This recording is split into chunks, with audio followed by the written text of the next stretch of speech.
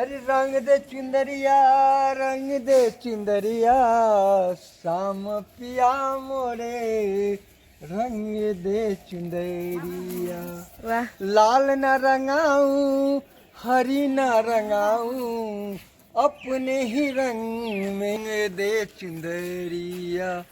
शाम पिया मोरे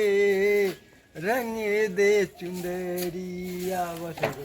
सुंदर गाइছে দেই বহুত ধুনিয়াকে গাইছে এতিয়া আমাৰ খুৰায়ে মানে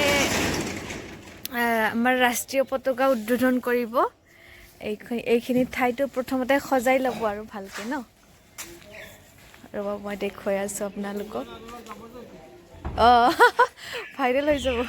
नोंथांमोना साननो हागौ मा एसामिस मानसि देखायलायखो नङा होमबा ना लोगोफोर दिनै आङो फुंनि 4:30 ओंखारबोनानै दा नैबे स्टेशनाव दङ जोंनि बिश्वनाथ स्टेशनाव मानो होनोब्ला बङाइगावआव मोनसे फिसा खामानि दङ बेखौ मावफुंनो थाखाय आं थांगासिनो दङ ओमफ्राय दा बेवहाय 5:30 बाजिनि ट्रेन हमनो फैनायावहाय आङो मिसिं जाबाय 5टानि ट्रेनखौ हमस्लाबनो हायासै ओमफ्राय बेयाव आंकोल सासेया माने बेबायदि डेकोरेशन खालामनायाव आंबो खालामफाबाय दिनैयो मा सान नोंथांमोनखौथ' आरो बुंनोनो नांला नङा होमबा बयबो मिथिखायो हेपि रिपाब्लिक डे गासैनिसिमबो आरो बेवहाय माने आंकोला साजायबाय दंमोन जिहेतु बेवहाय आंबो थानो हायासै आंबो जोबोद मोजां मोनखायो बेफोरबायदि साजायनाय डेकोरेशन खालामनाय गासैबो सिख्लाफोरानो मोजां मोनो होननानै आं सानखायो आरो आंबो मोजां मोनो होमबाना लोगोफोर जोंनि डेकोरेशन खालामनायखौ माबायदि मोनखो नोंथांमोना फोरमायहरदो आरो मोनसे खोथा मोजां खामानि मावोब्ला समाजाव बयजोंबो मोजां होनजायो होननाय खोथाया दिनै आरोबाव बेरखांबावबाय बे भिडिअनि गेजेरजों दिनै आंनि बेबायदि हाबा मावफानायखौ मोजां मोननानै रेलवे कर्मचारि बिथांमोना आंखौ साबायखर बावदों जोबोद गोजोननाय मोनदों बेखिनि डेकोरेशन আপোনালোকে কেনেকুৱা দেখিছে কমেন্ট বক্সৰ মাজেদি পঠিয়াব মইতো ভাল লাগিছে ন বহুত ভাল লাগিছে ন হ ইফালে দেখুৱাকচোন খুৰী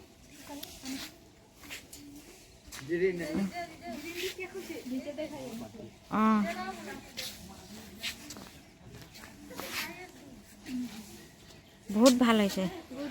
हाँ এয়া ছাৰ এইটো আমাৰ বিশ্বনাথ ষ্টেচনৰ ছাৰ তেখেতে মোক মানে যিটো মানে সহায় কৰিছে সেইটো কাৰণে মোক মানে হেৰি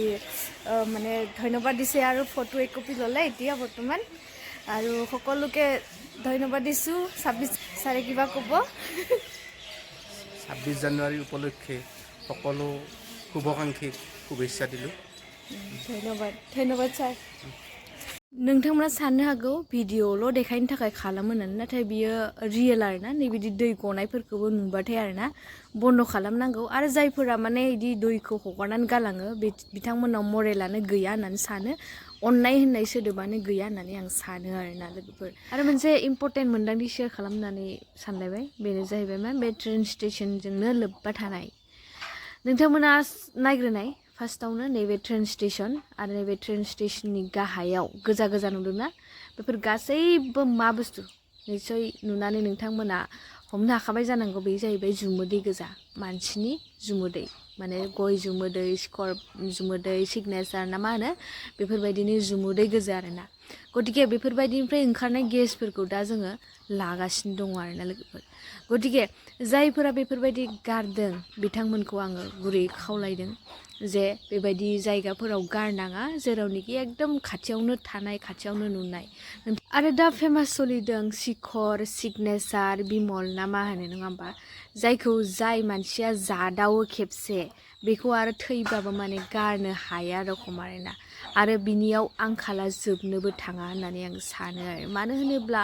सानसेयाव खै पेकेट जायो मुथा मुथि पेकेटसेयाव 10 टाकानि बारा हयथ' थांखायो नङा होमबा बे लेखायै दिनैयो जोंनि इन्डियायावहाय बांसिनानो शिखर पेकेटजोंनो गोदोनानै थानाय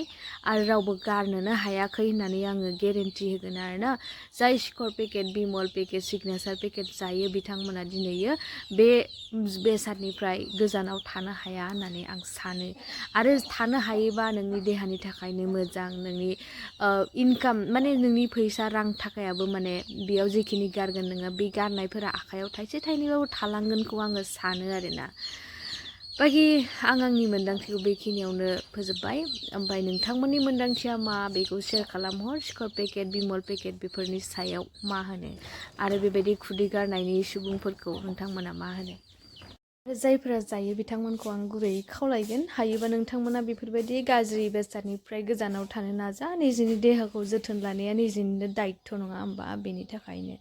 होमबाना लोगोफोर नेक्स्ट भिडिअनि थाखाय नायनानै थाथ'दो दिनैनि भिडिअखौ बेखिनियावनो दोनथ'नोसै गोजोन्थों